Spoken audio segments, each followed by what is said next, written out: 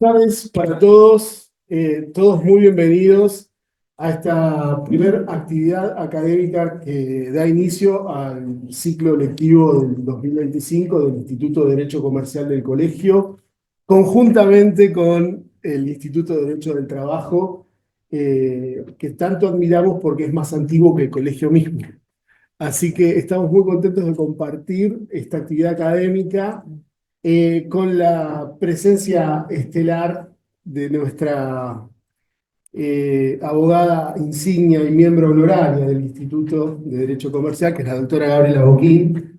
Eh, yo creo que es conocida en el auditorio, por si alguno no tiene una referencia directa, yo les comento que la abogada Gabriela Boquín es una abogada de la matrícula por muchos años, que ha litigado mucho en este departamento judicial, en procesos muy conocidos. Una trayectoria académica impresionante, doctora de la Universidad de Córdoba, docente universitaria, disertante, escritora, eh, y actualmente fiscal general ante la Cámara Nacional de Apelaciones en lo comercial en la Justicia Nacional de Capital Federal. Así que nos enorgullece recibirla, no solamente por su trayectoria, sino por el compromiso con los derechos humanos y con el derecho constitucional aplicado a la práctica profesional, a la justicia ordinaria, que nos toca en nuestro fuero del derecho comercial. Y por eso yo creo que es esta admiración tan grande que muchos colegas le tenemos por haber tomado el derecho internacional público y el derecho constitucional aplicado al caso específico de trabajo, al caso de la justicia ordinaria. Muchas veces encontramos esa disociación que hay entre la norma constitucional y el caso en particular, y Gabriela, sin duda, con toda su trayectoria, su trabajo académico y profesional, ha traído, ha bajado esa norma, esos tratados de derechos humanos, esos tratados de derecho internacional, al caso en particular. Con una impronta de justicia, que esto yo creo que es importantísimo. Así que yo quiero pedirles un fuerte aplauso para Gabriela, que le damos la bienvenida a la entrevista. Buenas tardes a todos. Desde el Instituto de Derecho del Trabajo del Colegio de Abogados de Quilmes le agradecemos la presencia a la doctora Gabriela Fernanda Boquín. Hoy viene a presentar su obra que está en coautoría con la doctora Vilma Bergoglio, titulada El Derecho Concursal Laboral. En esta obra está destinada a brindar herramientas para la práctica profesional a los abogados laboralistas. Es muy didáctica y de fácil lectura y dinámica. Hace un análisis de la jurisprudencia aplicable a la protección de los créditos laborales y hay que destacar que desarrolla los principios de nuestra disciplina: principio de progresividad, principio de irrenunciabilidad y el principio pro homine de los derechos humanos. Hay que destacar la visión social de la doctora en toda su actividad académica. Hoy es un lujo teniéndola acá, no solo presentando su obra, sino exponiendo y capacitándonos una vez más, como tantas veces lo ha hecho, para los colegas matriculados de este colegio. Le agradecemos y bueno, y le damos la palabra. Gracias, doctora. Bueno, muchísimas gracias, Aldana. Bueno, muchísimas gracias por este espacio, gracias al Colegio de Abogados del Departamento Judicial de Quilmes, gracias al Instituto de Derecho Comercial, gracias al Instituto del Derecho del Trabajo.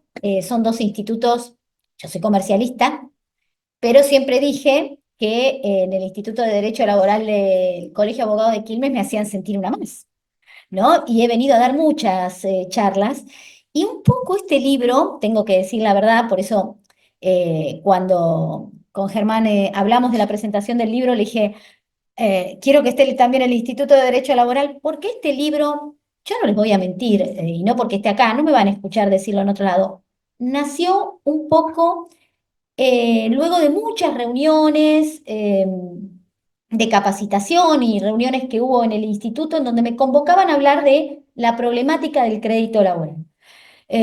Acá está Tony, que bueno, le decía siempre, prometo que voy a hacer el libro, prometo, porque todo el mundo me decía cuando iba, pero todo esto que planteás, porque hoy voy a hablar de un capítulo puntualmente del libro, todo esto, ¿por qué? ¿Dónde está escrito? Y no tengo tiempo de escribirlo. Bueno, cumplí.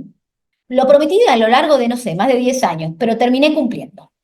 Y acá está, y como yo le decía hoy a Aldana, ya lo tengo que actualizar y salió en octubre, porque vivimos en tiempos de vorágines. Y por ejemplo, hoy cuando venía para acá, me asaltó una idea, que no es el tema que voy a hablar, pero me asaltó la idea de cómo estaba el tema en la jurisprudencia acerca de la aceptación de la inmutabilidad de la cosa juzgada en sentencias laborales luego del fallo de la Corte Olivo, ¿no? Eh, Porque en un punto yo estaba tranquila porque históricamente podríamos decir que siempre hubo una sala, que es la sala C, revisaba las sentencias laborales, pero las otras salas, aún aquellas que no tienen una posición tan para lo que es un laboralista pro trabajador, sino que tienen un criterio más de aplicación de la letra de la ley concursal, siempre también se respetó el principio de inmutabilidad de la cosa juzgada. Eh, Dije, a ver qué está pasando después de Oliva con el tema de los intereses y me encontré con sorpresas, sorpresas de este año, sorpresas de fin del año pasado, sorpresas de la semana pasada, en donde digo, bueno, hay que empezar a escribir sobre esto también, porque tenemos que, bueno, hay una sala que siempre es muy eh, con criterios muy pro trabajador, que es la sala F, con un criterio de lo que es la justicia social. Eh, en un fallo del año pasado, eh, tomo un párrafo de esta sentencia en donde dice, tiene categoría constitucional el principio de hermenéutica jurídica indubio pro justicias sociales. Las leyes, pues, deben ser interpretadas a favor de quienes, al serles aplicadas con este sentido, consiguen o tienden a alcanzar el bienestar. Esto es, las condiciones de vida mediante las cuales es posible a la persona humana desarrollarse conforme a su excelsa dignidad. Citando un fallo de la Corte, ¿no? Pero es raro, ¿por qué lo cito? Porque es raro que un fallo de la Cámara Comercial tenga estos párrafos. Y esta es la Cámara Nacional Comercial, la Sala F. Bueno, no me sorprendió, la Sala F sigue en el principio de la inmutabilidad, el criterio de que deben respetarse los intereses que fueron considerados en las sentencias de las cámaras laborales, aplicando las actas, aunque Oliva haya declarado su inconstitucionalidad. Pero también me encontré con algún fallo, bueno, la sala C diciendo que hay que revisar todo, y algún fallo como el de la sala B, que siempre está parada en la inmutabilidad, y dijo, ah, no, pero ahora después de Oliva tenemos que revisar. Y me sorprendieron también, ¿por qué no decir los fallos de la sala A y de la sala D, que tienen criterios más sí, y de interpretación taxativa de los privilegios y del número clausulos, que dijo no, la inmutabilidad de la cosa juzgada, y bueno, y si tenemos que hacer algún análisis de algún interés por si resulta abusiva la capitalización, es a posteriori del decreto de quiebra. Por eso digo que son tiempos en donde nos sorprenden todos los días, ¿no? La jurisprudencia, lo que ocurre, la misma legislación que puede ser dictada y puntualmente a mí me pareció que hoy, si veníamos a presentar el libro, era bueno que trabajara sobre uno de sus capítulos. Este libro, también les quiero aclarar, como bien dijo Aldana, fue hecho en coautoría con la doctora Virna Bergoglio, que hoy no pudo estar porque le están operando, de nada grave, le están operando de la vista. No es nada complicado, pero bueno, tenía una operación, si no ella hubiera estado también, porque lo presentamos juntas. Y Virna en ese sentido fue la que me impulsó a terminar este trabajo de tantos años que tenía eh, armado, que tenía analizado, pero que nunca estaba plasmado en una obra que es tan necesaria la sistematización para que se pueda difundir, ¿no? Eh, y ella es la gran impulsora de que se haya podido sistematizar también. Eh, y dije, bueno, como no vas a estar, me voy a ocupar del único capítulo que es de única autoría, digamos, que es el tema del convenio de la OIT 173 y su aplicación y la recomendación 180. ¿Por qué? ¿Por qué decidí tocar este tema? Y porque ahora que estamos discutiendo tanto sobre los principios, los valores, la aplicabilidad de los tratados de derechos humanos en todas las materias, yo, bueno, en materia laboral y en materia concursal, tenemos un convenio específico que protege al trabajador frente a la insolvencia del empleador.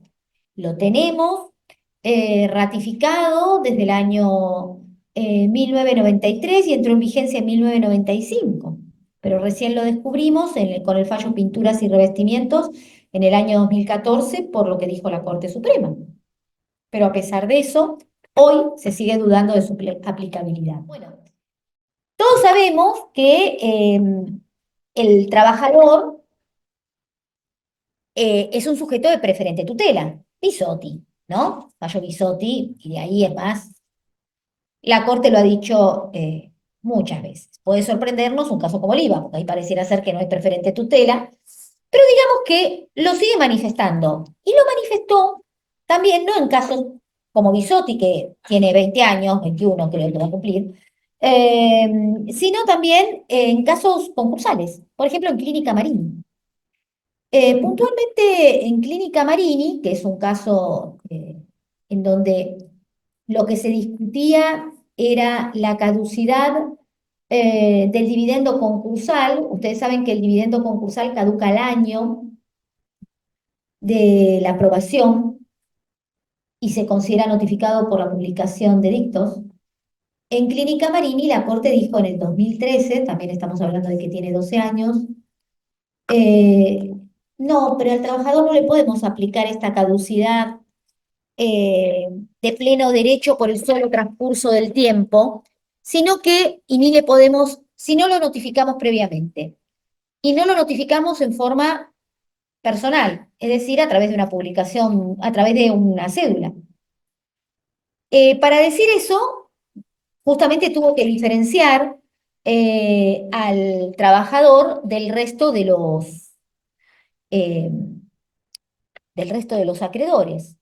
Y justamente, específicamente, lo que dice en Clínica Marini es que no debe considerarse, ahí se los pongo, desde la misma perspectiva al trabajador que a un acreedor financiero o a un comercial, aunque integren la misma masa pasiva, porque dice, acá tenemos que tener en cuenta el origen del crédito. Estamos ante un crédito que no solo es producto íntegro del trabajo, sino que tiene un carácter alimentario, sino que aparte hay una disparidad de recursos que tenemos que reconocer. El trabajador no cuenta con los mismos recursos para defender su derecho que el que cuenta un acreedor financiero o comercial en el mismo proceso. Esto la Corte lo dijo. Hoy pareciera ser que si alguien dijera esto se tendría que ruborizar porque se está entendiendo el principio de igualdad ante la ley como un principio que parte de una premisa absolutamente errónea, que es considerar que todos nacimos con las mismas condiciones y con las mismas oportunidades. Eh, y esto no es así, porque depende de la cuna donde hemos nacido, de las oportunidades que más fácilmente las oportunidades a las cuales podemos acceder realmente. Después en una utopía sí, todos tenemos los mismos derechos, todos tenemos. Entonces, partimos de una simetría que es imposible no reconocer. Puedo decir que tiene las mismas oportunidades un adulto mayor con una jubilación mínima que la que tengo yo con mi sueldo de fiscal general. Tenemos las mismas oportunidades de acceder a medicamentos, de acceder acceder a una atención médica, no la tenemos. Entonces, bueno, hay que tener en cuenta estas asimetrías y esto lo reconoce la Constitución Nacional cuando habla de la posibilidad de la discriminación positiva, pero esto está en nuestra Carta Magna, no es una elaboración, por supuesto que hay elaboración académica, pero está en nuestra Carta Magna, ¿sí? Y aún si vamos a los principios fundantes de nuestra República y leemos los fundamentos de la Constitución original, también se hablaba de reconocer estas disparidades, ¿eh? Lo que pasa es que, por supuesto, tenemos constituciones con, modernas en donde se plasmó concretamente la discriminación positiva como un aporte del derecho constitucional al bienestar social. Entonces la Corte en Clínica Marina dice esto, y ojo que en Club Ferrocarril Oeste, en el año 2020, remitiendo al dictamen del procurador, volvió a firmarlo, ¿sí? En el 2020, con una composición, no igual, no podemos decir que es esta composición, porque hoy, yo ya, cuál es la composición de la Corte, no tenemos certeza todavía.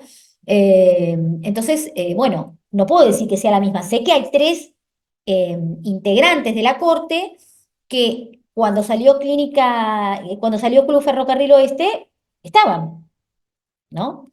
Y bueno, sé la posición de cada uno de esos tres, lo sé yo, lo saben ustedes, o sea, tenemos esa certeza.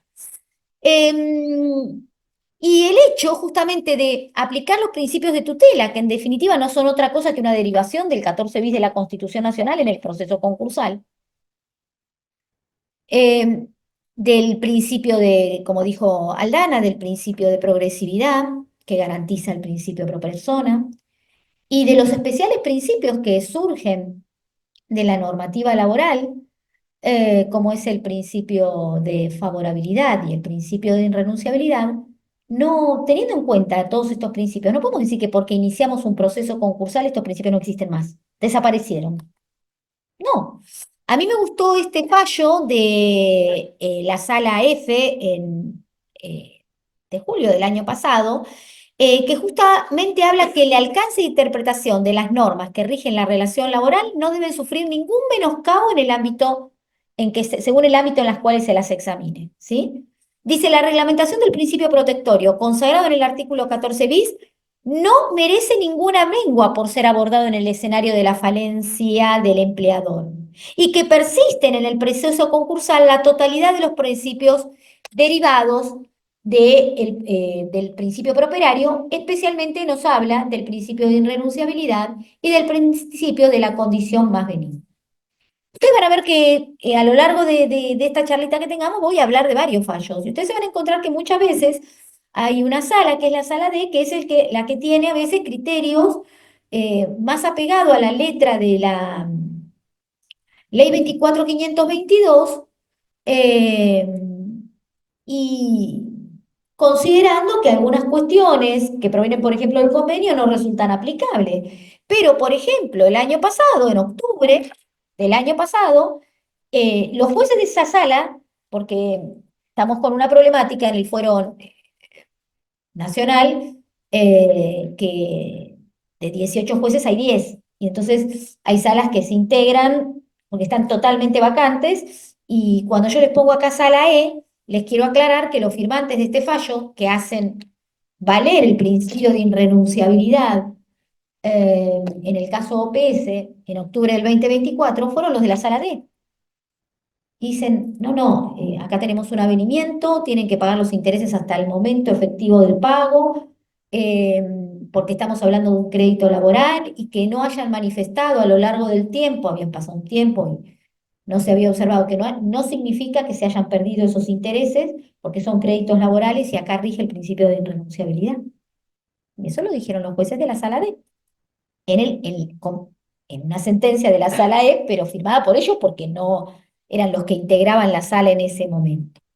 Entonces, el tema es cómo plasmamos estos principios de tutela, ¿no? Y estos principios de tutela, yo les puedo asegurar que en la ley propiamente, la ley 24.522 está reconocida, porque solamente el crédito laboral tiene un doble privilegio. No existe otro crédito que tenga el carácter de privilegiado especial y general, y que si el bien asiento del privilegio no alcanza, pasa a ser todo su crédito protegido por el privilegio general. No hay ningún otro crédito. Tiene una protección aún mayor que un crédito hipotecario, porque yo les voy a decir que un crédito hipotecario se pierde el bien, si se pierde el bien, pasa a ser quirografario. Si no alcanza el bien, pasa a ser quirografario. El laboral no.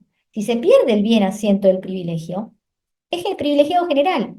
Y si no alcanza el bien asiento del privilegio, que nunca alcanza, porque sinceramente lo que la ley fue amarreta, fue en el asiento del privilegio especial, que es la mercadería, la maquinaria y la materia prima, si no alcanza el asiento, es privilegiado general, pero es el único crédito que tiene esta doble protección.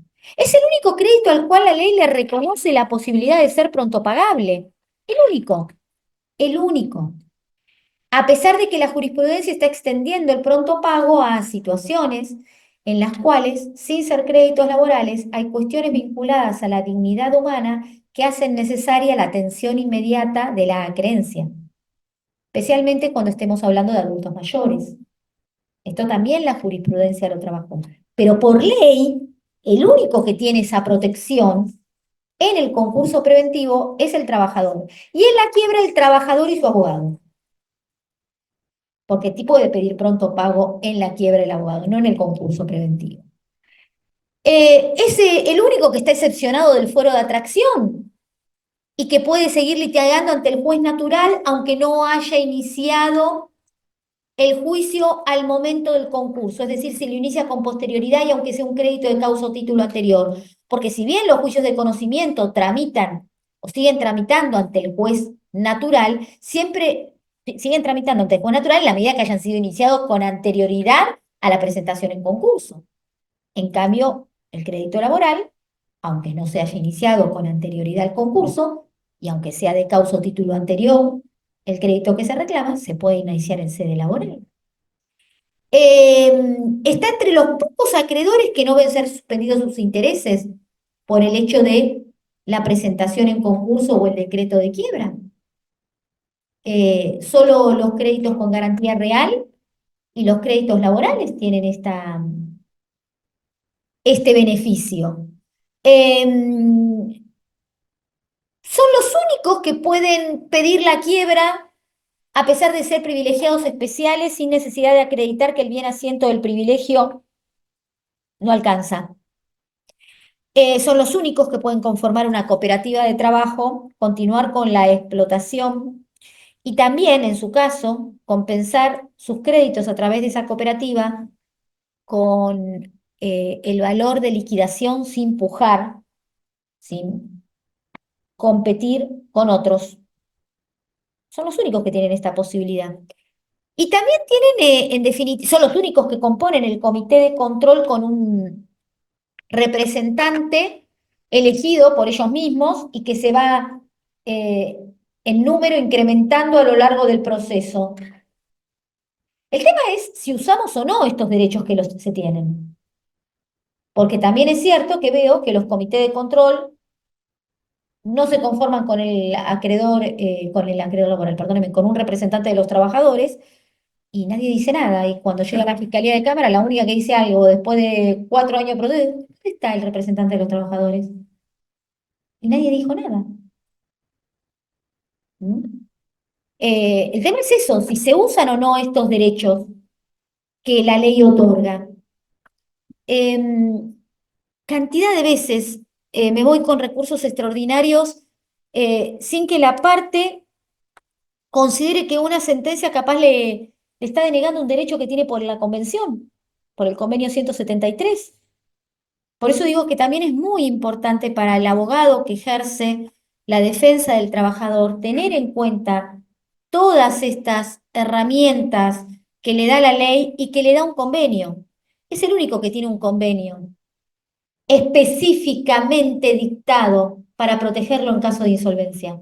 Porque en realidad todos los otros convenios que intentamos, aquellos que consideramos que el derecho se nutre de principios y valores y que las cláusulas de tratados de derechos humanos son operativas y deben, si no no son normas abstractas y que si hay que aplicarlas el juez es el encargado, sino tiene una especificidad de dársela en el proceso. Aquellos que discutimos y peleamos para que esto sea así, no tenemos este problema cuando estamos con el convenio 173, porque es el único que tiene un convenio tan específico que le dice al juez, haga esto, haga aquello. Pero hay que leer el convenio, hay que tenerlo en cuenta, hay que reclamar su aplicación.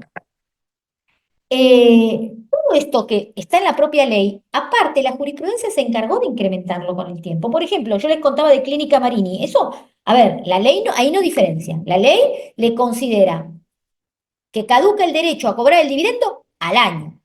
Y no podemos hacer nada si no lo fue a cobrar.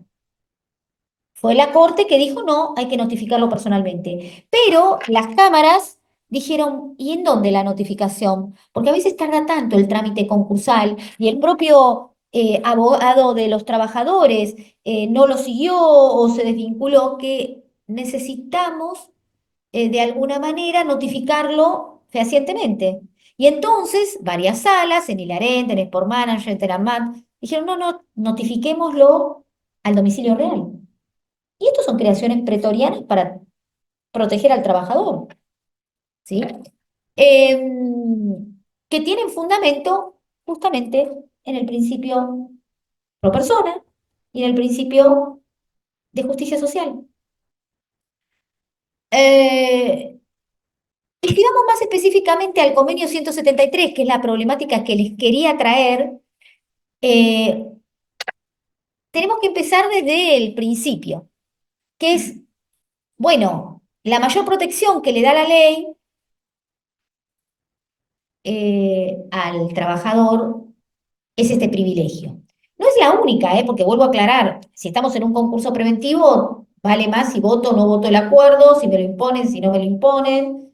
Y ojo que está la categoría de quirografarios laborales que siempre tiene que estar presente y hoy por hoy con los intereses puede ser una categoría sustanciosa y hay que reclamar que se conforme y hay que ir a votar en esa categoría, en el sentido de votar. No votar o no dar la conformidad, pero tener presencia. Eso es lo que quiero decir. E impugnar si no está la categoría. Eh, pero lo que quiero aclarar es que cuando hablamos de privilegio tengamos en cuenta que a veces nos atamos a dogmatismos. Yo misma me ato a dogmatismos. Porque el ser humano es lógico, la naturaleza humana en la mayoría de los casos busca la comodidad. Busca aferrar, por eso somos prejuiciosos también. Somos prejuiciosos porque somos cómodos. Nos hacemos una imagen, una idea de algo, estudiamos esto de una manera determinada y que me saquen de la estructura y tener que volver a pensar todo. Y es complejo, para todos, ¿eh? Esto es un desafío, muy pocas personas se atreven a desafiarse permanentemente a decir, no, esto que yo pensaba está mal y ahora lo tengo que pensar así. Y el fundamento para pensarlo así es este. Y a ver, me pongo a estudiar de vuelta porque no me cierra. Y cuando estudiamos en la facultad, y si vamos a buscar todos los clásicos, nos hablan de que uno de los principios de los privilegios es la objetividad y no la subjetividad. ¿Y cuál es el principio de la objetividad del privilegio? Que lo que protege la ley es un tipo de crédito y no un sujeto. Y ahora vamos a ver que el convenio de la OIT lo que hace es diferenciar entre sujetos. Diferencia entre el trabajador y el Estado. Diferencia. No le importa la clase de crédito que tenga. No le importa si el crédito es quirografario, privilegiado, de gasto de conservación y justicia. Diferencia entre sujetos.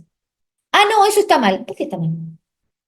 Porque en la ley, en ningún lado, cuando define, ni en la ley, ni en el Código Civil y Comercial de la Nación, cuando se define o cuando se habla de privilegios, se dice lo que se protege es el crédito, el criterio es de la objetividad. Uno no dice eso, es una creación doctrinaria que nos resulta cómoda porque es lo que estudiamos durante años. Lo mismo, diferenciamos, y esto lo dije montones de veces yo, el desafío mío fue el año pasado cuando me encontré un caso, ahora se los voy a contar el caso, que dije, esto me hace ruido, esto está mal, lo que yo misma decía está mal, no todo, o sea, está mal. ¿Por qué? Porque en la facultad decíamos, y ahora ya no lo digo más. Diferenciemos privilegio de preferencia. El privilegio es el que está contemplado para proteger el crédito y tiene un asiento. La preferencia es un derecho de cobro que no es un privilegio. Y entonces diferenciamos entre los gastos del 240 y del 244, que son los gastos de conservación y justicia, los de administración de los bienes, que tienen derecho a cobrar antes que los privilegiados generales, y si fueran sobre el mismo bien asiento de un privilegio especial, cobran antes que el privilegiado especial. Pero es una preferencia en un privilegio. ¿Y por qué son diferentes? Porque son todos créditos que nacen después del decreto de quiebra. ¿Sí? El honorario del síndico, el honorario de los letrados, la tasa de justicia, el sereno al cual le tengo que pagar para que me cuide la fábrica, el gasto del depósito de los bienes. Claro, todos nacen después del decreto de quiebra, no son de causa o título anterior. Entonces, no tienen un privilegio, tienen una preferencia. Y todos decíamos la diferencia entre privilegio y preferencia. Claro, me encontré con que en el caso Germais, para aplicar el convenio, ¿qué pasaba? Ahí va a estar el Power, después cuando lo pase tienen los datos, pero se los cuento para adelantarles por qué les estoy diciendo esto, porque no es que estoy queriendo ser maestrita de escuela hablando de qué es un privilegio, sino de cómo uno se tiene que desafiar de que las definiciones que teníamos en la cabeza estaban mal. En el caso Germán, ¿qué pasó el año pasado? En el segundo, a fines del año pasado. Eh, Era un expediente en donde no estaba la FIP verificada como acreedor fiscal. No estaba. Que es la gran competidora. Si yo a ustedes le pregunto quién es el gran competidor del cobro del crédito laboral al momento del prorrateo, ¿quién es? El fisco. Y generalmente la FIP. Y ARBA, y bueno. Lo que había pasado en este caso es que no había créditos fiscales que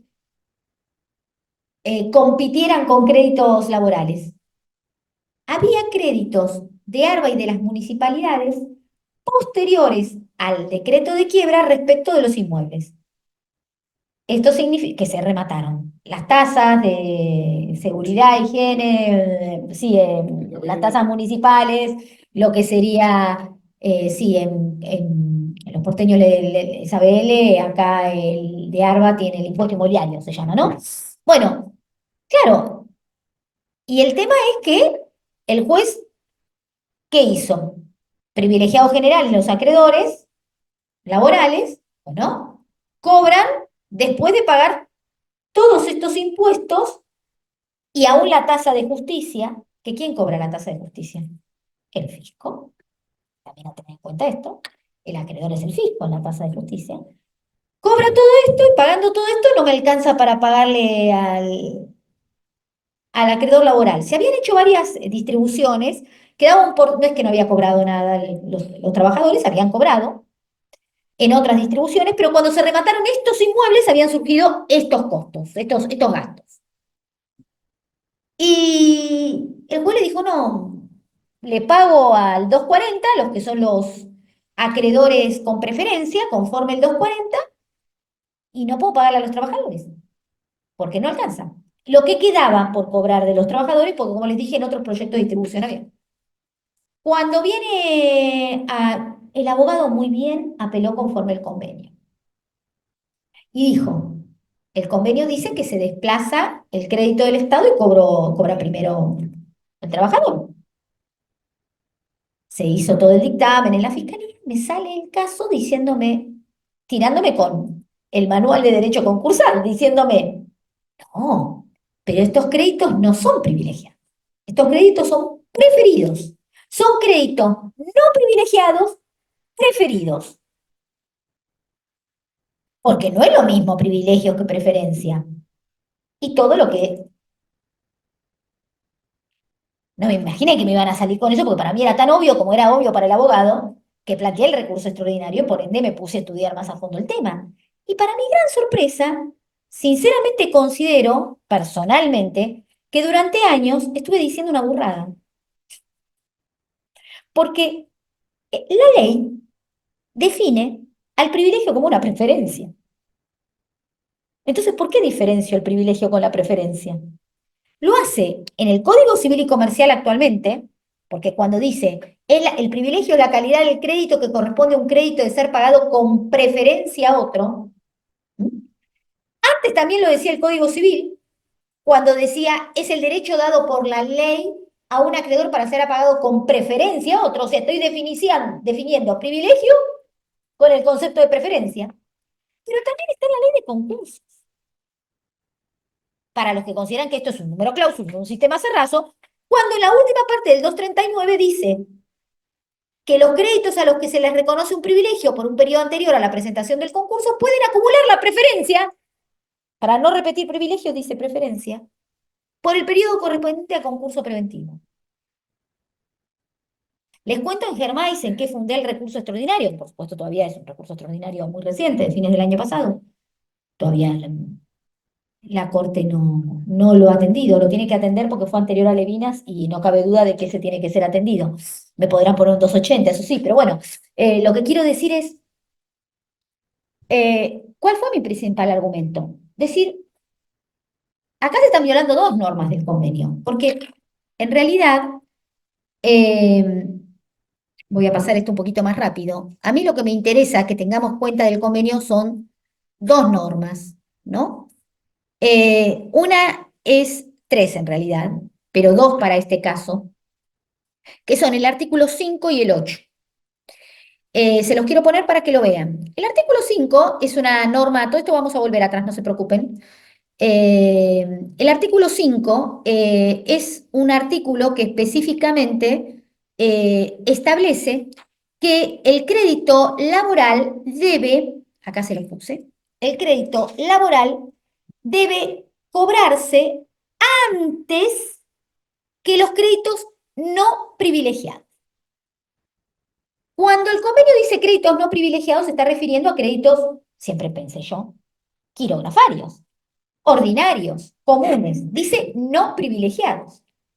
Pero la sentencia, Germán dice, los gastos del 240, cuya titularidad tiene el Estado municipal o el Estado provincial, son gastos no privilegiados preferidos. Ah, son no privilegiados. Entonces no pueden cobrar antes que el acreedor laboral nunca. Porque específicamente el 5 dice que el crédito laboral debe cobrar siempre antes que los no privilegiados.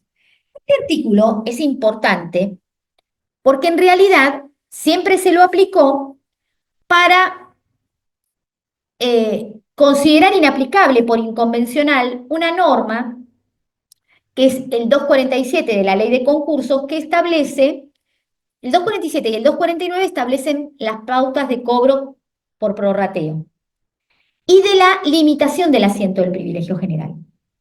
Porque cuando también enseñamos en la facultad y decimos el privilegio general tiene como asiento todo el patrimonio del deudor, excluidos los bienes que son asiento de un privilegio especial, también está mal, porque en realidad solamente se puede afectar al pago exclusivo de los privilegiados generales el 50% obtenido en la liquidación.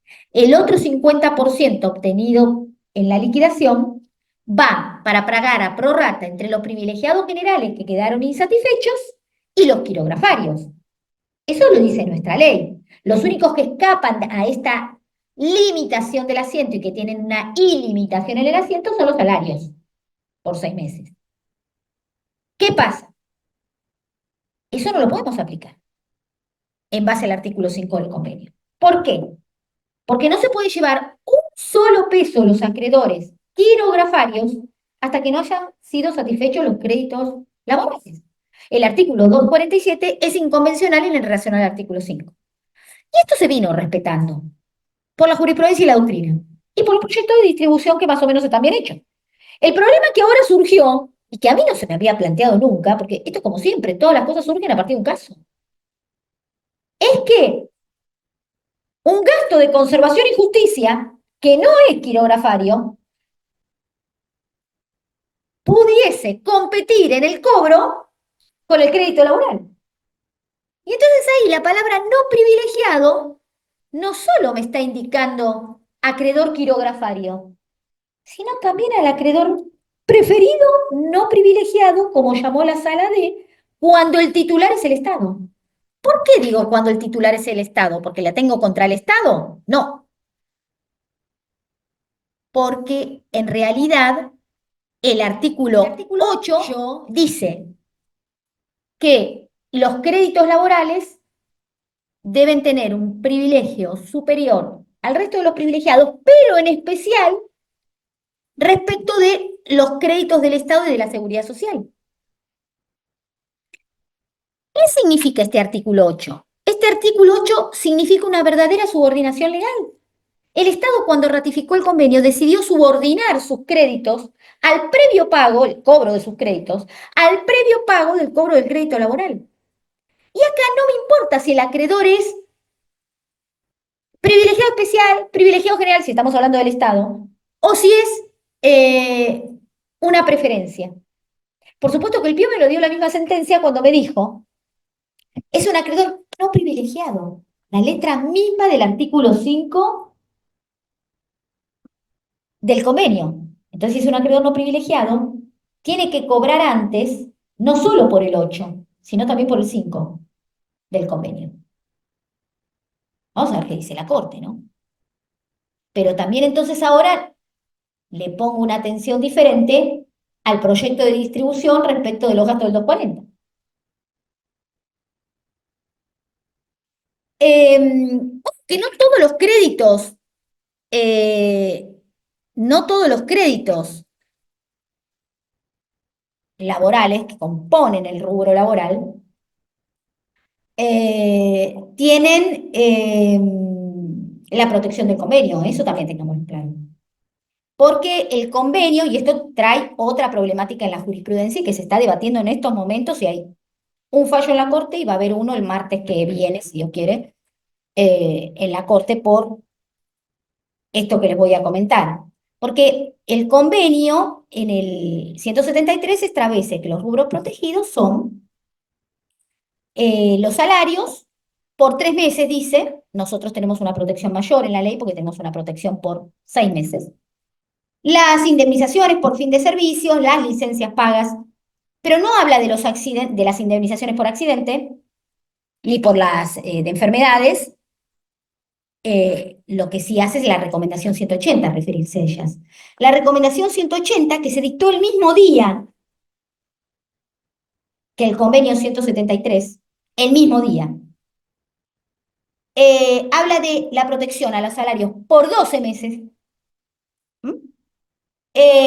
Habla de el preaviso y habla también de las indemnizaciones por accidentes y enfermedades profesionales.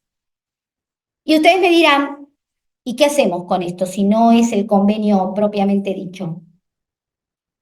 El tema es que la Corte aplicó la recomendación en pinturas y revestimientos. Yo les dije a ustedes que cuando se descubrió cuando se descubrió el convenio fue a través del caso Pinturas y Revestimientos. Y en Pinturas y Revestimientos, el caso era un accidente de trabajo, una indemnización por accidente de trabajo que competía con la FIP. Y la Corte se pronunció expresamente aplicando el convenio, desplazó a la FIP, pero dijo, lo que aplico es la recomendación. Porque la recomendación es la manera de interpretar el convenio. Aclaremos que el convenio es el que se ratifica, las recomendaciones no requieren ratificación. Pero lo importante de esta recomendación, que si bien son pautas interpretativas de los convenios, las recomendaciones de la OIT, es que esta recomendación, y en Pinturas y Revestimientos lo corta y lo dice, es que se dictó el mismo día. Está claro que quería implementar esa recomendación como pauta interpretativa, podríamos decir, intensa o fuerte respecto de la aplicación del convenio. Por otro lado, se está debatiendo mucho hoy por hoy los precedentes de la Corte, ¿le hacemos o no le hacemos caso? ¿Hay o no autoridad respecto del precedente de la Corte? Sé que hubo un precedente hace poco de la Suprema Corte de Provincia que dijo que no quedaba sujeta y que era el tribunal casatorio en la provincia, la Suprema Corte, no la Corte Suprema respecto de la Suprema Corte. y esta autoridad sobre la jurisdicción de la provincia lo ha remarcado la Suprema Corte en los últimos días.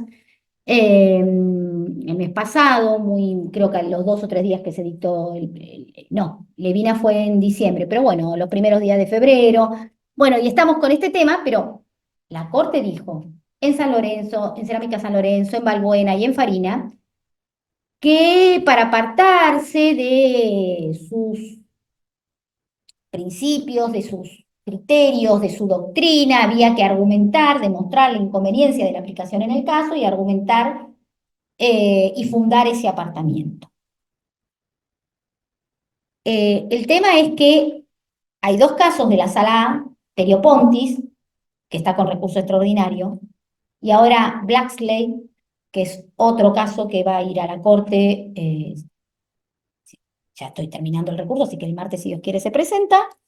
Será por recurso extraordinario o a través de queja, en donde la Sala A dice, no aplico la recomendación. En los casos se estaba pidiendo la protección del convenio a los salarios, a las diferencias salariales que superaban los 6 meses. Quería hacer aplicación de los 12 meses previstos por el convenio.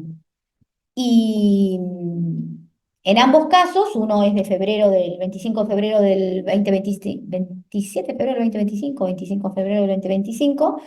Encima en el caso Blacksley, ustedes saben lo que es el caso Blacksley, es el caso de Hop Funds.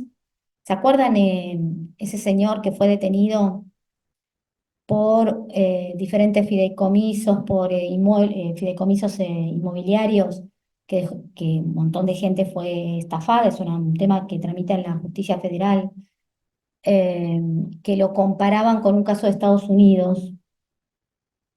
¿Cómo? No, no, porque no es un tema de estafa piramidal, sino de estafa inmobiliaria a través de fideicomisos. No me puedo acordar Exacto, el Madoff argentino lo llamó la, mm, la prensa. El caso Madoff argentino, porque fue muy parecido y bueno, está en la justicia federal. Tiene una particularidad, ¿no? Que el mismo abogado, por los mismos créditos, porque en la quiebra de la persona humana, los créditos laborales que se vinieron a verificar por extensión de la condena en sede laboral. Y el mismo abogado, en la quiebra de la empresa, no planteó la aplicación del convenio.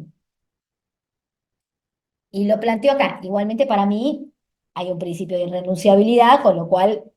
Pero quiero aclarar esto, ¿no? Está bien, puede ser que el abogado dijo, uy, me surgió, ya esto se había terminado y ahora me doy cuenta que acá tengo la posibilidad y lo planteó. La Cámara lo que le dijo es que no aplicaba la recomendación porque es una pauta interpretativa, no obligatoria, orientada nada más al poder legislativo que tiene que modificar la ley.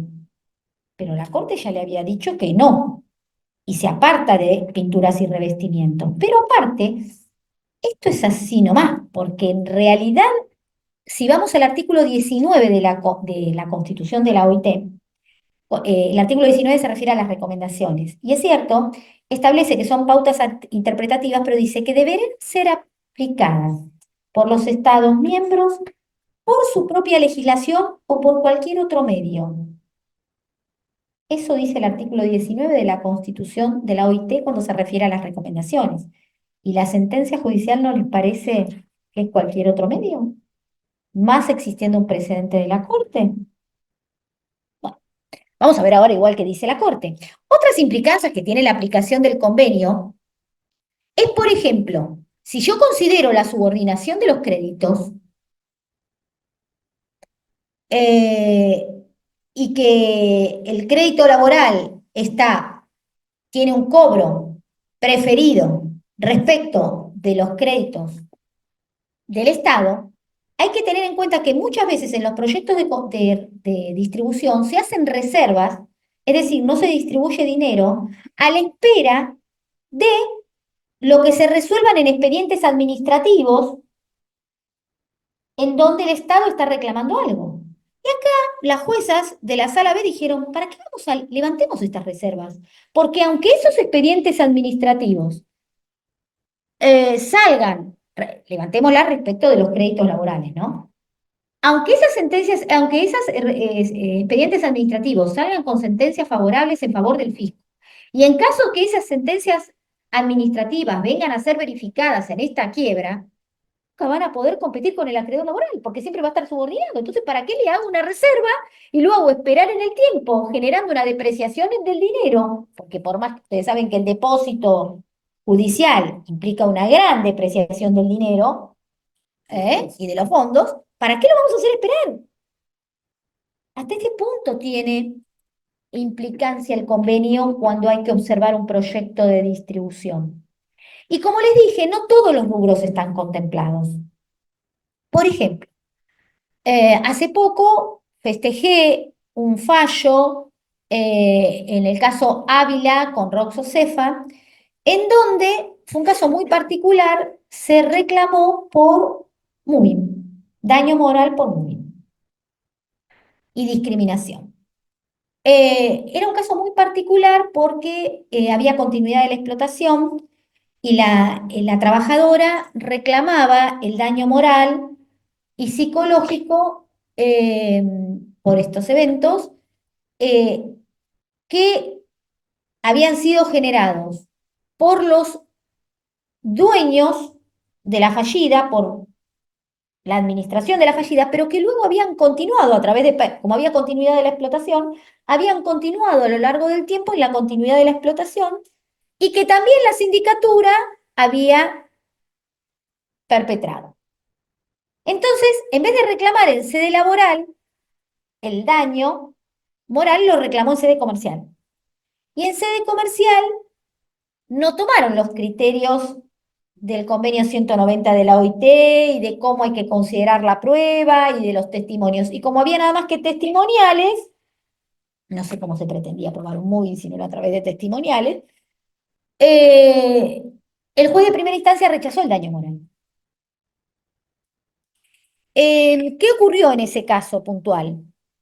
En ese caso puntual, en el caso Ávila que les comento, de julio del año pasado, del 2024, la sala F dijo, no, no es este el caso, ahora lo tengo en otro Power. No, tenemos que tener el criterio de apreciación de la prueba conforme los hechos que se están denunciando. Eso es muy bien. La testimonial es lo valioso, sumado a la pericia psicológica que demuestra el daño que se le ocasionó, con lo cual fijó el daño moral, pero le dio carácter de quirografario. Y eso para mí fue un error. ¿Por qué le dio el daño quirografario? Porque dijo que no era un daño derivado de la ley de contrato de trabajo. Pero ahí hay un problema, porque ni siquiera me meto con la ley de contrato de trabajo. El artículo 246, inciso primero, cuando enumera los créditos con privilegio general, dice salarios, indemnizaciones, todos los que se les ocurre, y al final termina con un cierre que más que un cierre es una puerta abierta que dice, y cualquier otro crédito derivado de la relación laboral. ¿Ya está? Le dio el carácter de quirografario.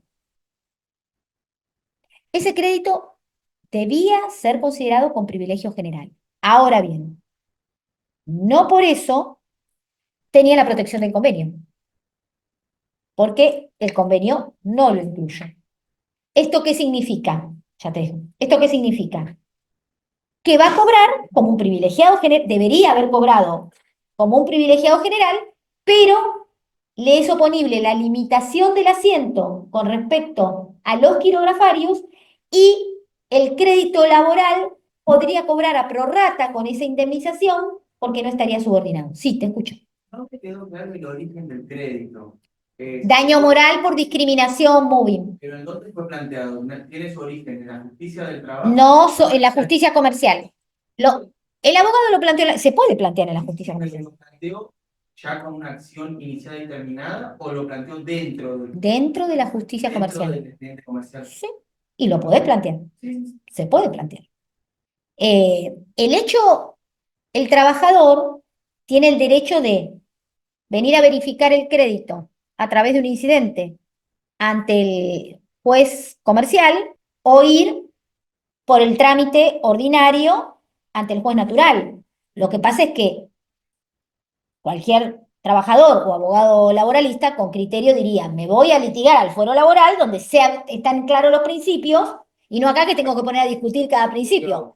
Supongamos, bueno, pero en realidad ¿por qué? Porque aparte en un incidente tenés limitación en la prueba, limitación en los testigos, plazos de caducidad que en provincia tienen, ¿no? ¿Provincia tienen plazo de caducidad? En el juicio laboral, en capital no, ¿no? Es de oficio. Justicia comercial es de oficio y tenés el plazo de caducidad de 3 meses, con lo cual es muy raro que se venga, pero bueno, acá usted lo optó. Y no le fue tan mal en el sentido de que obtuvo sentencia de Cámara que lo reconoció, pero se lo dio como quirografario y para mí eso fue un error. Pero esto no significa que tenga la protección del convenio, eso también lo quiero aclarar. Después, el otro tema, este tema de la subordinación con el crédito del Estado.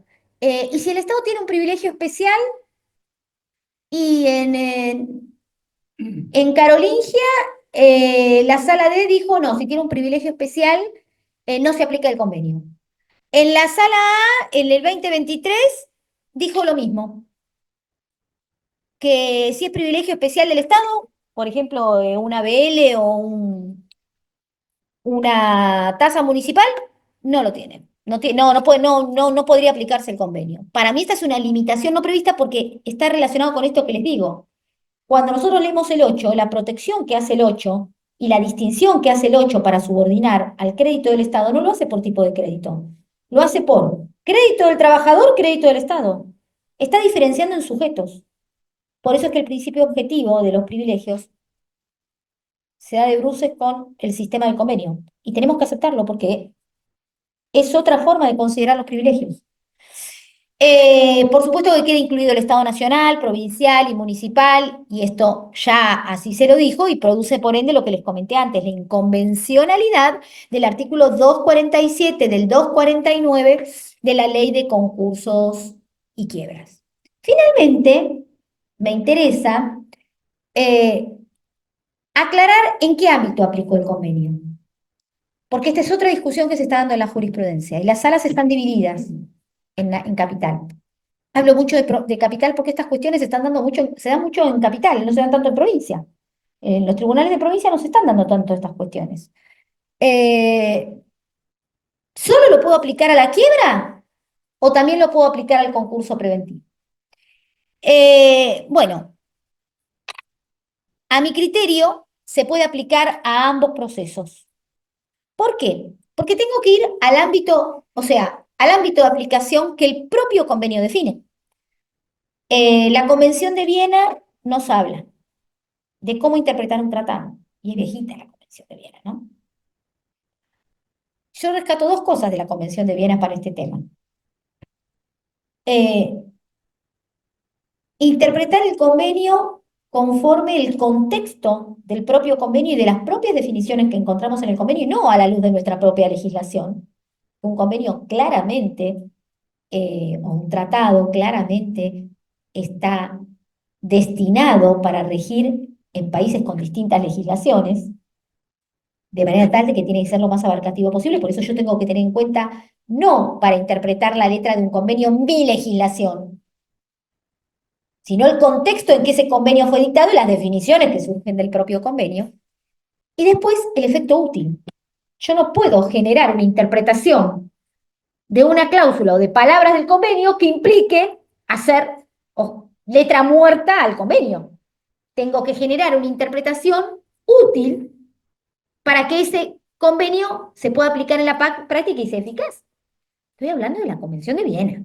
No estoy hablando de algo novedoso ni que se me ocurrió a mí. Bueno, y si vamos al convenio, tenemos que el convenio define a insolvencia como una situación en la cual, de conformidad con la legislación de un país o una práctica nacional, se abrió un procedimiento relativo a los activos de un empleador con objeto de pagar colectivamente a los acreedores.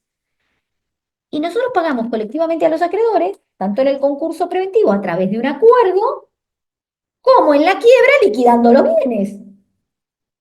En realidad, lo que me define no es una definición, pues nosotros en la academia concursalista identificamos insolvencia con estado de cesación de pagos. Pero el convenio no identifica insolvencia con estado de cesación de pagos. El convenio identifica insolvencia con un procedimiento y con la universalidad de ese procedimiento. Sí. Se podría presentar, por ejemplo, ¿no? Se inicia un concurso preventivo, uno se presenta, se discute el tema de la cesación de pago y demás, eso es otra historia. Y en la demanda no se habló del convenio 173 y de la recomendación 180. ¿Se podría manifestar en cualquier etapa previa a la resolución? Es un convenio con carácter operativo de aplicación obligatoria, norma supralegal. Pero no se mencionó en el inicio. O sea, yo lo hago como manifiesta. Norma, primero, principio de irrenunciabilidad.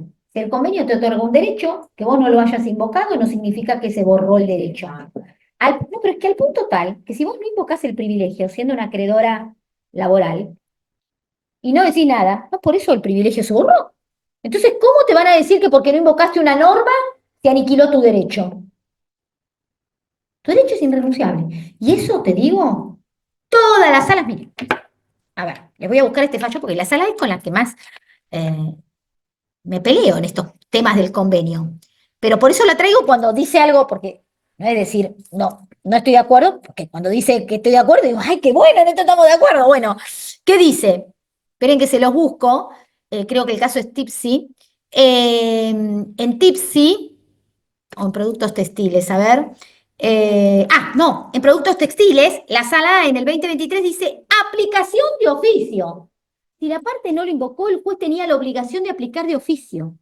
Y esto lo dice la sala, vuelvo a repetir, que es la que restringe la aplicación de la recomendación.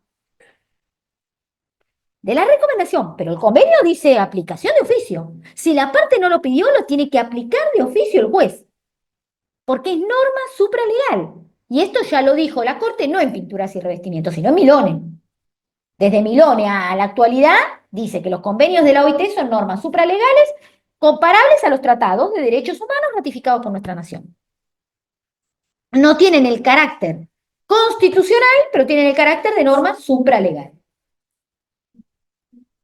A eso lo unís con el principio de irrenunciabilidad, aplicación de oficio. Sí, me llama la atención los criterios que tiene cada sala. Y creo que, bueno, que ante algún recurso, lo primero, o sea, tendríamos que investigar cómo resuelve la sala y poder recusar los oficios. Yo no sé, a ver, para mí no se puede recusar de oficio a un juez por decisiones judiciales tomadas en tiempo y forma.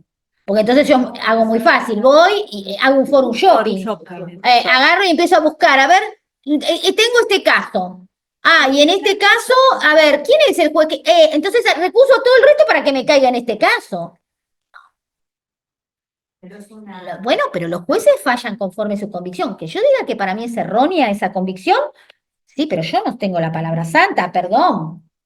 Capaz que a ustedes les parece porque tienen esta idea pro trabajador, pero si acá estuviera lleno de pro empresario, me dirían, usted está diciendo un disparate y estoy de acuerdo con la sala. Y ese es el derecho, no una ciencia exacta. Yo no creo tener la verdad revelada. Soy muy enfática cuando hablo y parece que la tuviera, pero no me la creo. No, en serio no me la creo. Prueba de eso es que puedo decir, voy para atrás, miro, vuelvo a ver esto me equivoqué, en esto me quedé corta, en esto tengo que fundarlo un poco más. Porque es la manera que tenemos. El derecho es gracias a Dios, es una ciencia viva. A ver, lo que está bueno de hacer, yo en el libro traté de hacer eso, de poner las diferentes posiciones de la sala, no para que recusen a los jueces, sino para estar orientados, qué es lo que me espera. ¿Qué es lo que me espera? Pero les digo que tengo muchas sorpresas siempre, para bien, porque la sala A, cuando sacó este fallo que me dijo que se aplicaba de oficio, te respondió esa pregunta que vos la tenías y dudabas. Y lo dijo la sala A. Y la sala D, la sala E, con los jueces de la sala D, me dijeron, es irrenunciable el derecho del trabajador, aunque no lo haya pedido, les aviso que la sala D fue la que en Club Ferrocarril Oeste permitía cerrar el avenimiento sin pagar intereses moratorios, porque decía que la ley habla de compensatorios, ¿verdad? La ley dice el disparate de que los intereses que no se suspenden son los compensatorios del crédito laboral. El crédito laboral no devenga intereses compensatorios, a menos que haya realizado, no sé, un mutuo, pero ya no sería el crédito propiamente claro.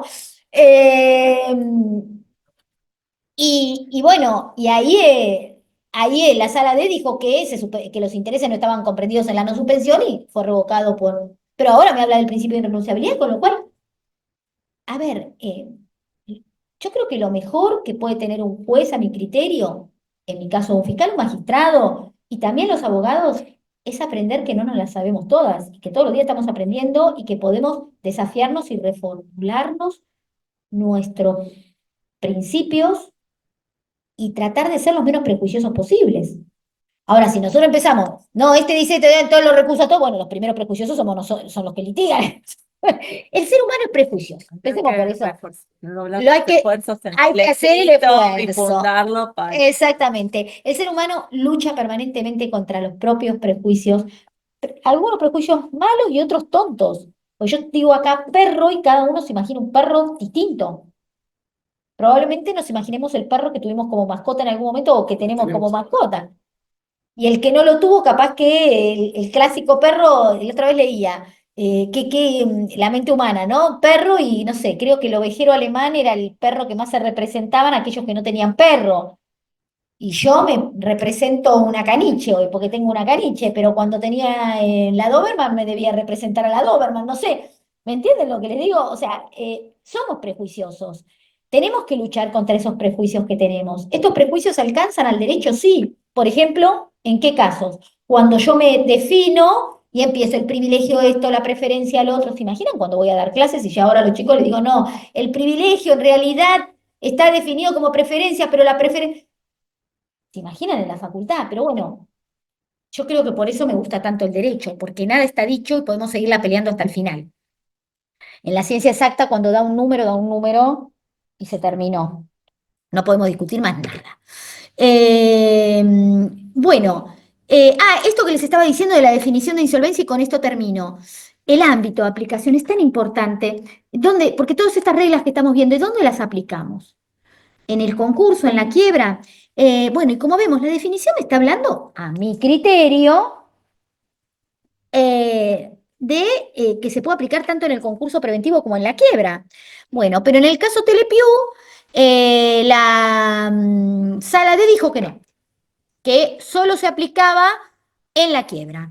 Este caso fue llevado por la Fiscalía General en extraordinario, eh, fue mantenido por el procurador ante la Corte, eh, por una mayoría se le puso un 280, pero son valiosos los votos de Maqueda y Rosati en el punto.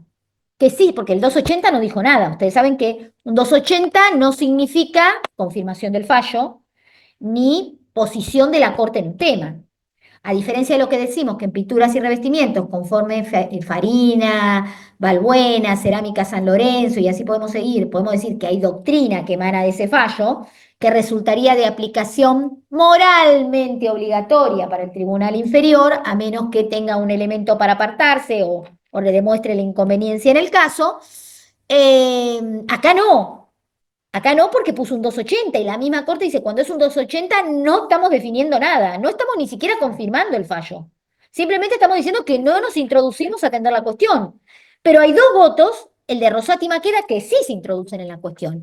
Y en ese voto, ellos dicen que sí, se aplica en el concurso preventivo también y no solo en la quiebra. ¿Mm? Lo mismo el dictamen del procurador ante la Corte Abramovich. ¿Qué pasó?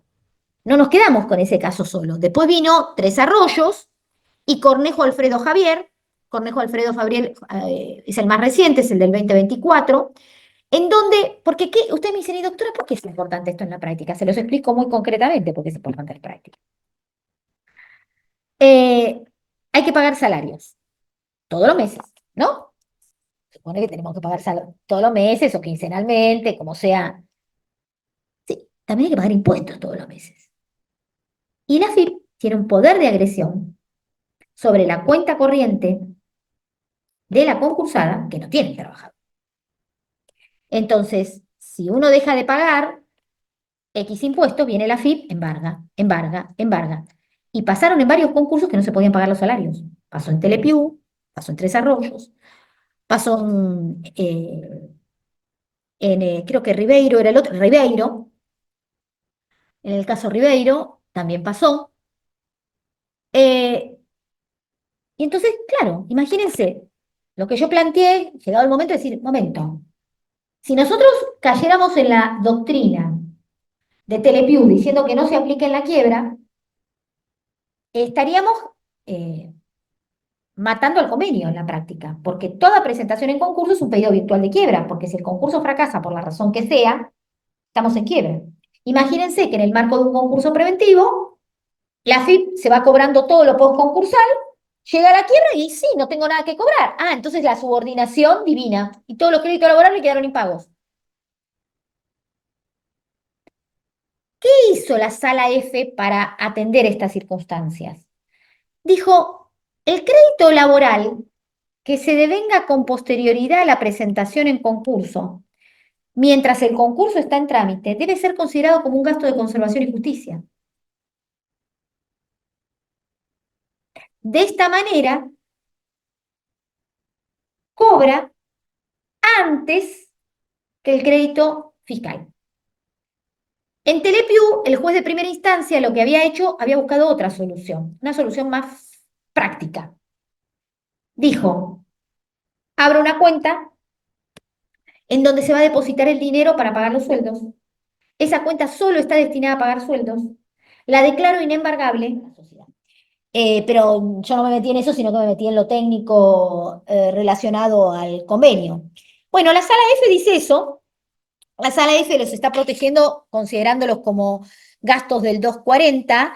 La Sala A piensa lo mismo que la Sala D.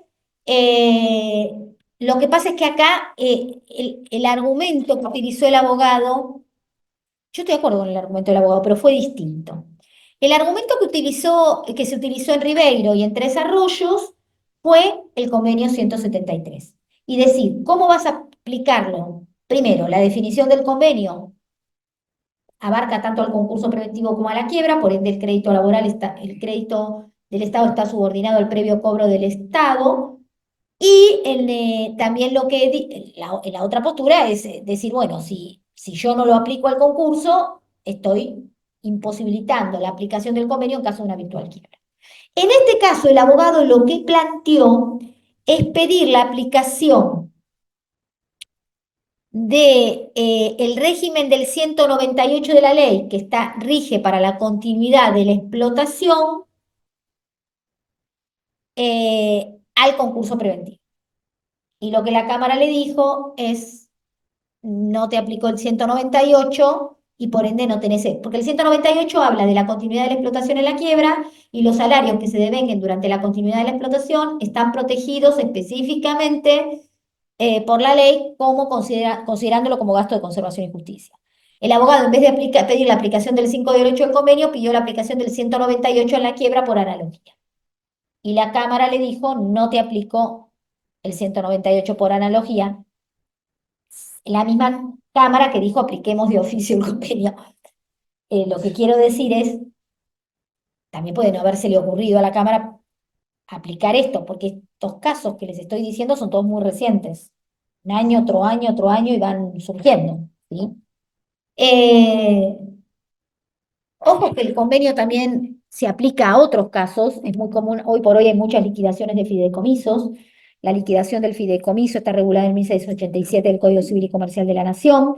Nos habla que cuando hay insuficiencia de bienes fideicomitidos hay que aplicar las normativas de la ley de concursos, con lo cual también se aplica el convenio, pero también nos permite el convenio hacer aplicación esto en los procesos universales como en las sucesiones, cuando los bienes no alcanzan, es decir, que hay una subordinación del crédito del Estado respecto de los trabajadores del causante. Tengámoslo en cuenta, no es un tema menor. Como les dije, la liquidación del fideicomiso. Y bueno, finalmente decirles, ¿qué hacemos en caso de duda? Y bueno, en caso de duda, todo esto ya lo hablamos. Y en caso, yo les voy a dejar el material igual. Todos estos casos lo hablamos. Acá está el caso de Brasil. ¿Qué hacemos en caso de duda? Y en caso de duda tiene que primar la tutela efectiva, la interpretación útil del convenio, el efecto útil en la interpretación de la cláusula del convenio, el principio pro persona, el principio de favorabilidad, el principio de irrenunciabilidad. Es decir, termino como en el principio, como empecé. Interpretar o forzar la interpretación del convenio para que el mismo no resulte aplicable es contrariar los principios básicos en materia laboral, concursal y de principios de justicia social. Y eso es lo que a mi criterio no se puede hacer. Bueno, muchas gracias y quedo abierta porque me quieren hacer alguna pregunta. Quiero hacer tu opinión, Gabriela. Gracias, mil gracias que dijo esto. Tu criterio en relación a esta cuestión de la no aplicación de la recomendación. Yo me quedo pensando que, si mal no recuerdo, nuestra Constitución habla, cuando lo refiere a la norma internacional, que se debe aplicar en el estado de su vigencia, o una expresión así, por el estilo. Y esto vendría a ser conforme a la interpretación que hace la Corte Interamericana de Derechos Humanos. Digo, imaginar que la Corte hace aplicación de una convención, entonces decir que la convención no se aplica porque un tribunal local lo disponga, sin perjuicio que hacer un compartimento tal, que decir, no, esto va dirigido a la legislación, digo, es una de las funciones del Estado, la Poder Judicial, y pareciera ser que van dirigidas al Estado. ¿Sí? Totalmente. Mira, respecto, primero, quiero hacer una salvedad, estoy totalmente de acuerdo con vos. El problema que tenemos es que la Corte, en el caso Asociación Francesa Filantrópica, la aplicación de un tratado que no era el convenio, sino que era un tratado de protección de las personas con discapacidad, consideró por mayoría que las exhortaciones de los tratados y el cumplimiento de los tratados estaban dirigidos al Poder Legislativo y no al Poder Judicial. Eso lo dijo que las exhortaciones y la necesidad de adaptar la normativa a un tratado estaba dirigida al Poder Legislativo y no al Poder Judicial. Lo dijo la Corte expresamente y es más, retó a los legisladores por no haber adaptado el sistema, pero no aplicó el tratado. A los 3 meses, con una conformación distinta, porque el doctor Rosencraft ahí se excusó, y entonces entró la doctora Graciela Medina, en un caso prácticamente idéntico, dijo lo contrario, porque uno fue 3-2, ahora, y en el otro fue 3-2. Yo estoy totalmente de acuerdo. Con el convenio a mí me genera otra preocupación. Yo me planteo lo siguiente, sinceramente ahora estoy estudiando la responsabilidad del Estado por el incumplimiento al convenio. El primer problema es lo que estoy estudiando ahora en un proyecto de investigación, ¿no? ¿Cuál sería la responsabilidad del Estado? Y el primer problema que tenemos con el convenio de la OIT es una responsabilidad del Estado no solo por no aplicación del convenio. El Estado ratificó el convenio de la OIT en el año 93. Pero si ustedes entran a la página de la OIT, la Argentina no figura como Estado ratificante. ¿Por qué? Porque nunca lo sometió. Ustedes saben que el sistema es depositar la ratificación ante la OIT. Nunca lo hizo ese trámite. Pero tiene una mora de 32 años. 32 años de mora. De manera tal de que si yo tengo que hacer una denuncia por el incumplimiento del convenio a la OIT me la va a rechazar y va a decir, no, pero el Estado argentino no es ratificante. Y entonces, ¿eso me habilitaría a ir directamente a la Corte Interamericana? Porque el propio Estado me está haciendo como una... Sí, me está diciendo, lo ratificamos porque lo que la Corte dijo, a ver, ¿por qué tardó tanto tiempo de aplicarse el convenio? Hubo algún caso anterior, pero como todo el mundo decía que no había sido depositado en la OIT, no resultaba aplicable. Tribunales laborales lo decían. La Corte se pronunció sobre ese punto en pinturas y revestimientos y dijo, lo que hizo el Estado en la fase externa no me importa, pero a mí como Corte Nacional se ratificó conforme las pautas del 75, para mí es norma supralegal. El tema es qué hacemos cuando queremos reclamar por la falta de aplicación del convenio en la fase externa. Y yo creo que ahí, sí. No, dale. No, estaba pensando. Dale. O sea, te digo, ¿se podrá invocar en el ámbito del derecho internacional el principio de buena fe y la teoría de los actos propios? Y para mí sí. Observando. La Convención de Viena. Para mí sí. Para mí sí, pero ¿ante quién? ¿Ante el convenio? ¿Ante la OIT? ¿O ante la Corte Interamericana? Ante la Corte. La Corte, en realidad, la Comisión, ¿no? Sí, la comisión, por denuncia. supuesto. Para empezar. Empezás en la comisión, terminás en la Corte. Sí. Sí, pero más que complicado. Sí, claro. Más que complicado. Y encima la Comisión en los últimos años está cada día más restrictiva. Luego tenemos en el derecho del trabajo varios casos de incumplimiento flagrante del control de convencionalidad. O sea, los fallos laborales de la Corte no se aplican, de la Corte Interamericana no se aplican en el derecho interno y las denuncias son rechazadas sin sustanciación, por ejemplo. Y esto encima es más complicado porque tendríamos que tener una sentencia definitiva de la legislación interna, del proceso judicial interno. Que desconoce un derecho. Vamos a agarrar uno de estos casos. Uno X. El caso que dice que no se aplica el concurso preventivo. O el caso que dice no te aplico la recomendación y que la Corte le pone un 280. Ahí tenés la sentencia definitiva. Bien, bárbaro. Pero vos ¿a dónde tendrías que ir? Tendrías que ir a la OIT a denunciar la falta, pero en la OIT no figurás como ratificante. La vía, digamos, la vía de la Comisión y Corte Interamericana técnicamente estaría habilitada. Esto no, Claro, para mí no- técnicamente estaría habilitado. Porque- Después que llegue ese. El incumplimiento de los convenios también es competencia de la Corte Interamericana. Eso no hay mucha duda, creo. Incumplimiento por una obligación de forma, que sería Lo que pasa es que ahí no te podrían decir, bueno, el si primer el incumplimiento. pero si el Estado decidió no depositar, pero les vuelvo a repetir, es una mora de 32 años, ¿eh? Si el Estado no decidió no depositar es porque tiene la decisión de no depositar. Y ahí tenés que hacer, perdón, estoy pensando en voz alta. Estamos todos pensando en vos. Fondo de forma, ¿qué prevalece? ¿El contenido del convenio o la ratificación? Ahí se puede aplicar el artículo 2 de la Convención, convocando ante la Comisión por no haber adoptado el Estado las medidas necesarias para adecuar la legislación interna a la legislación internacional.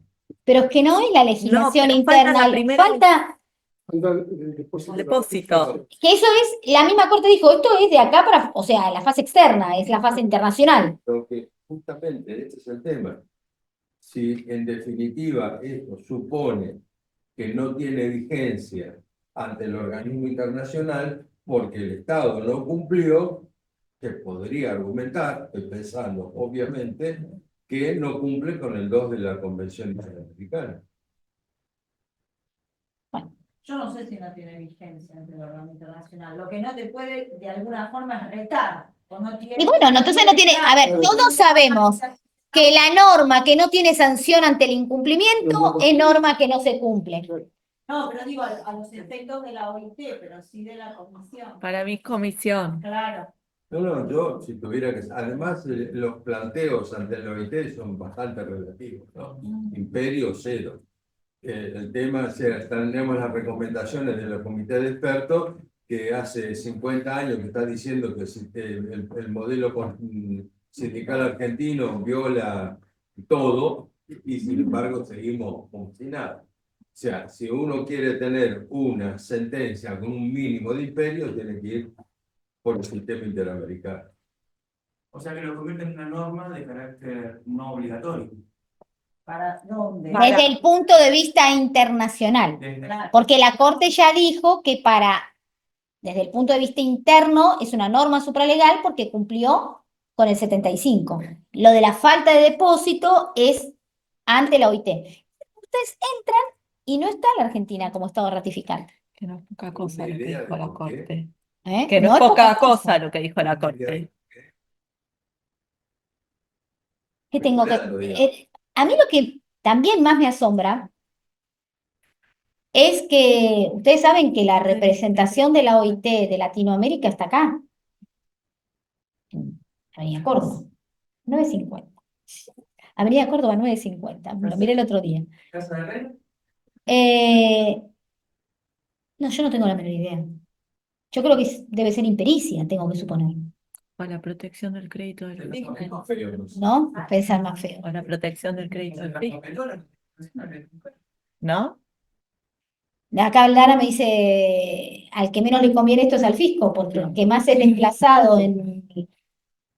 O sea, al fallido esto no lo perjudica, No, ya está, ya quebró.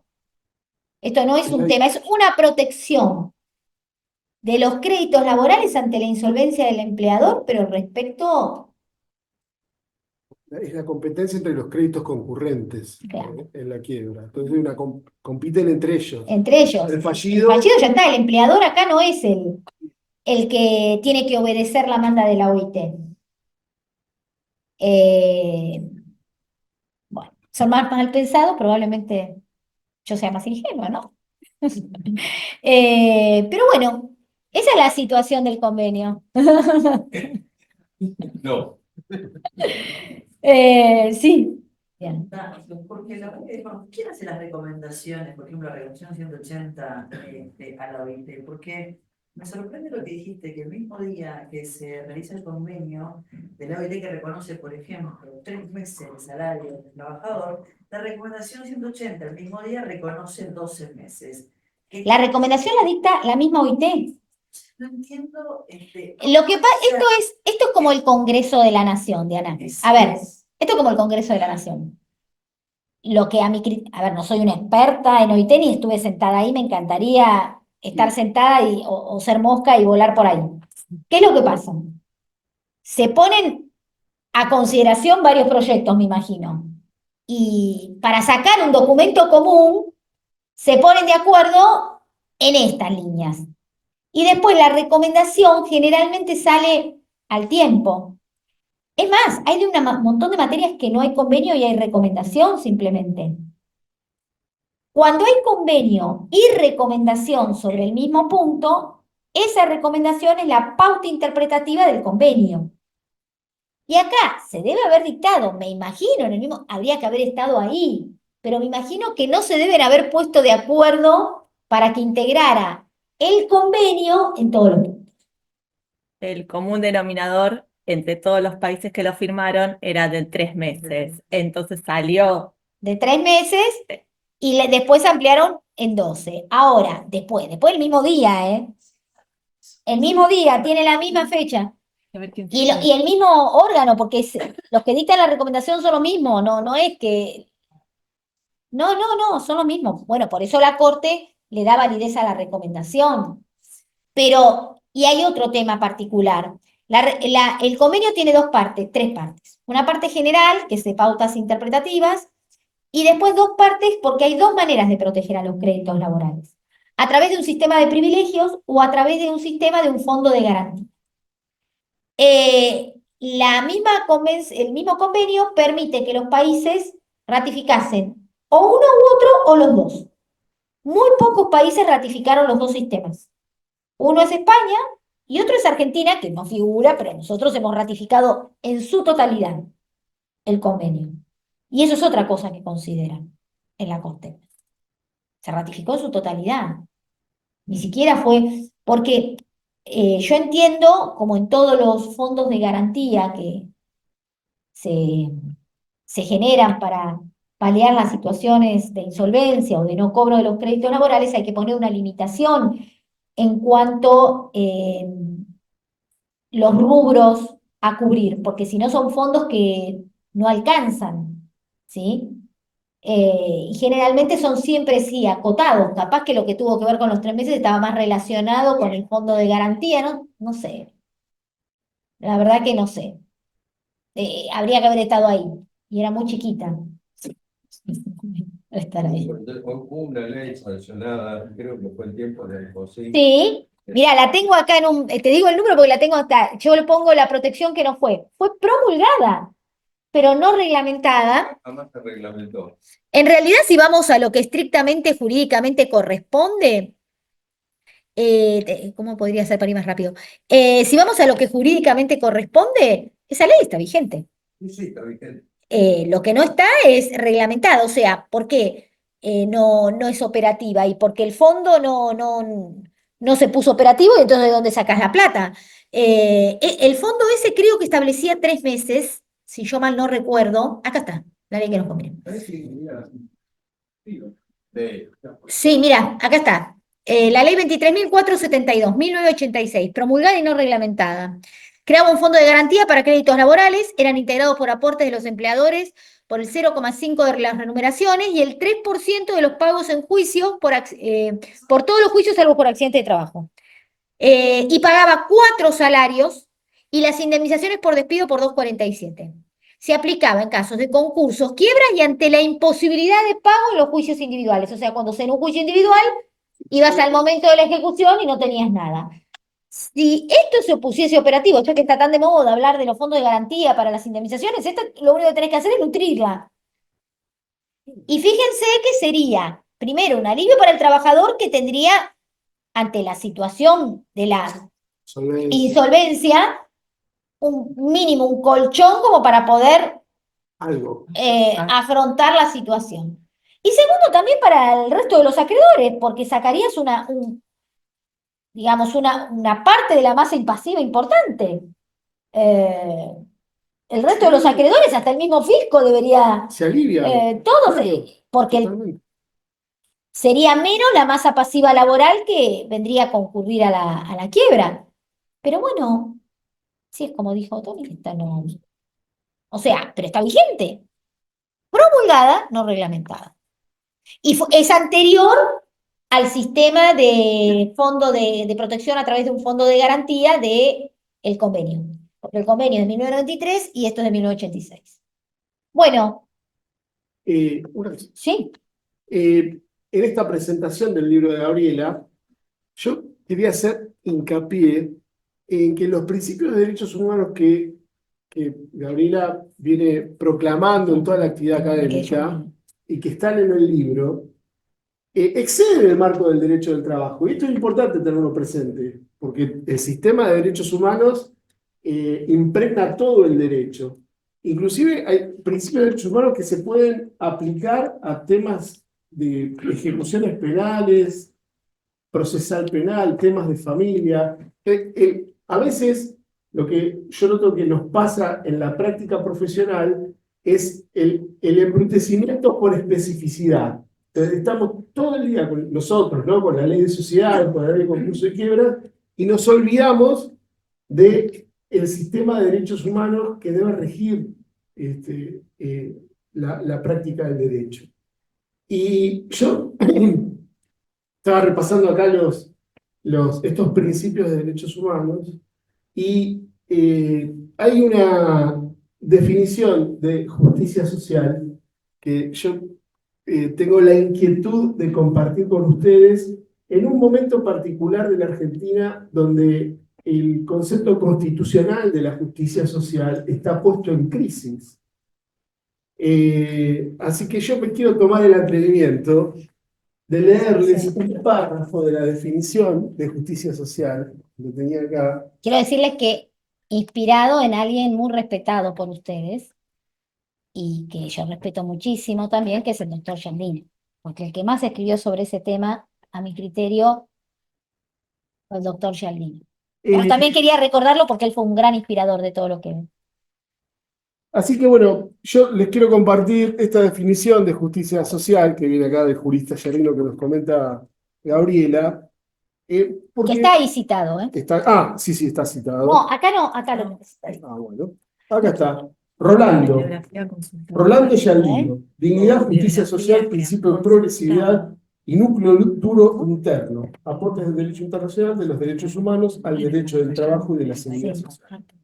Cuestión. Es el Congreso en Venezuela. Bueno, muy bien el aporte, Carlito. Cuestión que los abogados juramos la Constitución y no decimos no, el 14 no, el 75 no, juramos la Constitución.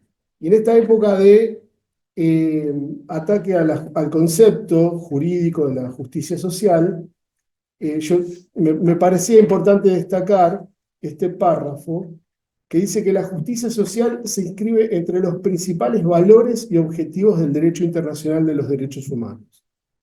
Es la justicia en su más alta expresión y consiste en ordenar la actividad intersubjetiva de los miembros de la comunidad y los recursos con que ésta cuenta, con vistas a lograr que todos y cada uno de sus miembros participen de los bienes materiales y espirituales de la civilización. Es la justicia por medio de la cual se consiguen o se tienden a alcanzar las condiciones de vida mediante las cuales es posible a la persona humana desarrollarse conforme su excelsa dignidad constituye un medio para establecer la paz universal y un fin propio. Así que cuando se pone en duda o se menosprecia el concepto de justicia social, un artículo 14 bis de la Constitución Nacional, tenemos un argumento contundente para oponer. Eso yo les quería compartir el libro, me parece importantísimo. Y lo de la excelsa Dignidad. dignidad también está tomado, o sea, esto no es un párrafo de Gialdino, ¿no? Es una construcción mía y muy inspirada por cuestiones que dice Gialdino, pero también, que lo cité a Gialdino, ustedes vieron que la coautora es la doctora Bergoglio. Y sí, no porque ella haya sido, sino porque yo también, creemos quien ha trabajado hace rato y también ha trabajado en encíclicas en su papado fue Francisco, que nos habla también de la excelsa dignidad de la persona humana y de lo que es la justicia social, que no es otra cosa también que la doctrina social de la Iglesia, quiero aclarar, ¿no? Eso también hubo inspiración en, creo que están citadas en la bibliografía, las encíclicas de Francisco en el punto. Yo creo que la dignidad, si no nos empezamos a de vuelta a reconocer como personas y seres humanos, estamos en muy mal camino y la batalla la tenemos perdida. La vamos a tener perdida contra la inteligencia artificial, la vamos a tener perdida contra lo que veíamos utópicamente que en la película Terminator, cuando yo era chiquita, que los robots dominaban el mundo. Vamos a eso, porque las personas cada vez están retrotrayendo más a su ámbito privado, exclusivo e individualista. Y ahí vamos a ir perdiendo día a día derechos y conocimientos. Los derechos se conquistaron a través de conocimientos. Y colectivamente. Y colectivamente. El hombre de las cavernas vivía con una tribu, con su familia, cuando la humanidad empezó a nutrirse del otro, de la cultura del otro, del conocimiento del otro, de las necesidades del otro y también de mis propias necesidades y el individualismo nos lleva a aislarnos por completo. Y cuando quedamos aislados, perdemos todo. Perdemos derechos, perdemos conocimiento, perdemos sabiduría, perdemos alegría, perdemos nuestra dignidad. No queremos perder. No tenemos que perder. Bueno, Bueno, le gracias. agradecemos a Gabriela. Gracias. A todos los institutos que integran el Foro Federal de Institutos de Derecho del Trabajo de la República Argentina, que adhirió a la actividad y difundió la actividad para que todos los colegas del país puedan conectarse. Le agradecemos nuevamente a la doctora y a todos los presentes y nos estaremos viendo en las próximas actividades académicas. Y en la biblioteca del colegio dejo un libro para quien lo quiera consultar. Muchas gracias. Gracias.